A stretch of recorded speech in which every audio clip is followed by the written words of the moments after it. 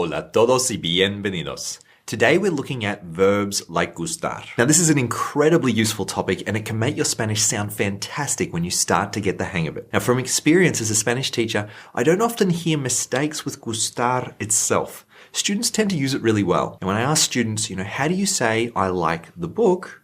Most students will say, me gusta el libro. Me gusta el libro. Now the first key idea that students have to understand is that the verb to like in Spanish doesn't really exist. In fact, gustar actually means to please. So when we say me gusta el libro, this means literally the book is pleasing to me or to me pleases the book. So then if we want to ask someone, hey, do you like the book? We're asking literally, to you is the book pleasing? ¿Te gusta el libro? ¿Te gusta el libro? Now, the challenge with this topic tends to be the hundreds of other verbs in Spanish that behave just like gustar. So in this video, we're going to talk about 4 other verbs that behave like gustar. Now, in addition, I've written an article that goes with this video on the 25 most common verbs like gustar in Spanish with a downloadable PDF. I'll leave a link to the article below in the description. Now, these verbs like gustar aren't unique to Spanish. We have them in English. It pleases me is one example, but we also have the verb to seem, which works really well with the Spanish verb parecer. So for example, it seems great to me. Me parece genial. Me parece genial. Me parece genial. Does your job seem boring to you? ¿Te parece aburrido tu trabajo?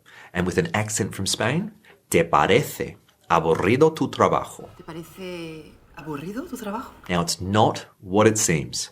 No es lo que parece. Now, often in Spanish, we might drop the S in ES, so it might sound like, no es lo que parece. No es lo que parece. Now, when I ask students to translate a phrase like, it seems great to me, I'll often get a response like this, parece genial a mí. Now, in this sentence, we can say a mí, but we really want to have the me as well. The way to think about it is we can say, it is pleasing to me, a mí me gusta, it seems to me, a mí me parece, or we can say, me gusta a mí, me parece a mí, or we can just drop the a mí and say, me gusta, me parece. So the a mí is optional with these verbs, but we need to have the me if we're referring to ourselves. Also, when would we use the a mí? Why would we want to keep it? Well, usually for emphasis. For example, well, I don't think Gloria's idea is so bad. Bueno, a mí no me parece tan mal la idea de Gloria. And with an accent from Spain, bueno, a mí no me parece tan mal la idea de Gloria. Bueno, a mí no me parece tan mal la idea de Gloria. Now, just like English, we don't have to say it seems to me. We can just say that it seems to anyone, like our example from earlier, and here's another one. Things aren't what they seem. Las cosas no son lo que parecen. Las cosas no son lo que parecen. Now here we don't need the me and definitely not the a mí because we're talking about how things could seem to anyone. Okay, so far we've seen gustar and parecer, and we're going to talk about ir, doler, and importar. But before we talk about these other verbs, we need to answer the question, what is it that makes these verbs like gustar different? What's so special about them? Well, in general, Spanish sentences can be categorized into 3 basic groups. Normal verbs, verbs like gustar, and reflexive verbs. Now, it might even be better to replace the word verbs here with sentence structure. So, normal sentence structure like gustar, and reflexive sentence structure. Now, the reason I make this change is because verbs in Spanish often don't fit neatly into one box, into one category. So even the label verbs like gustar can be misleading. With this in mind, let's talk about the verb ir. Now, ir often appears in all 3 sentence structures. So, as a normal verb, voy a la playa. I go to the beach.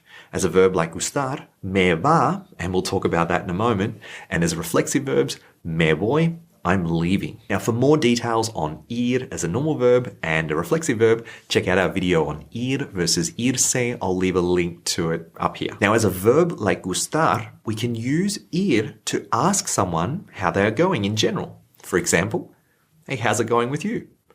¿Cómo te va?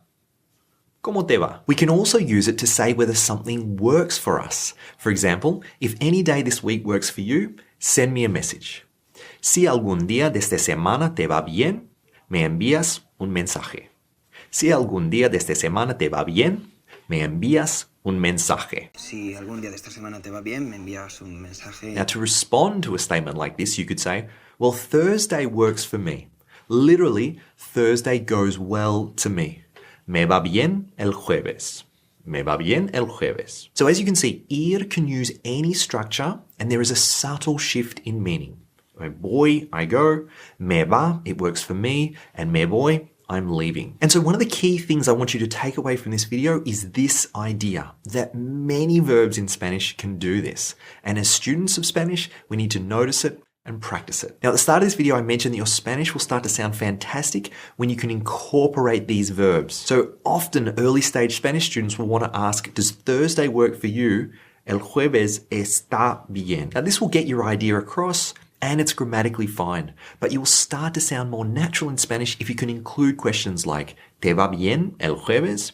Or ¿te parece bien el jueves? Now next we have doler, which often appears like gustar, and we can use it for talking about when we're in pain. So for example, if someone asks you if you're okay, you might want to say, yeah, I have a headache. Sí, me duele la cabeza.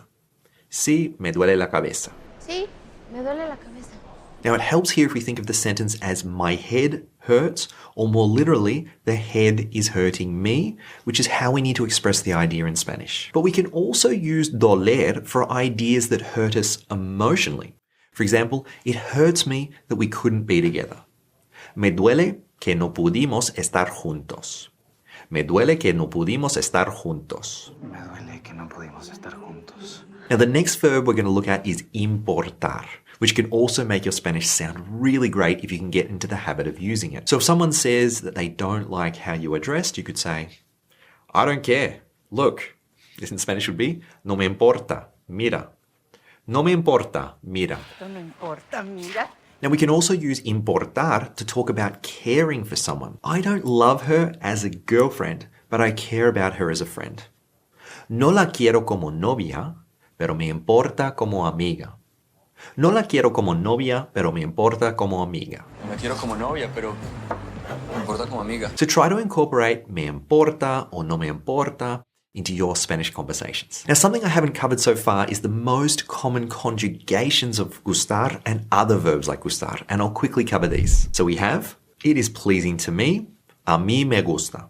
It is pleasing to you, a ti te gusta. It is pleasing to him or her, a él, a ella le gusta. It is pleasing to us, a nosotros nos gusta. And it is pleasing to them, a ellos le gusta. Where the a ti, a mí, a él, a ella, etc. are optional. And so we could do the same thing for the other verbs we've looked at today. A mí me va, a ti te va, a mí me importa, a ti te importa, etc. Now these are the most common conjugations of these verbs, and you will find the conjugations like this the majority of the time. But for a bonus tip, while verbs like gustar are conjugated like this the majority of the time, there is nothing special about these conjugations. If you were talking to someone that you liked in, say, a romantic sense, but you weren't ready to drop the I love you line, you could say something like, well, I like you and you like me, which would be literally in Spanish, you are pleasing to me and I am pleasing to you. Me gustas y te gusto. Me gustas y te gusto. Me gustas y te gusto. So practice the verbs we've covered in this video. Also check out the article for more common verbs like gustar that are worth studying. So if you enjoyed the video, then please give it a like, subscribe if you haven't already, and if you have any questions, please leave them below. Okay, until next time, habla mejor, entiende más.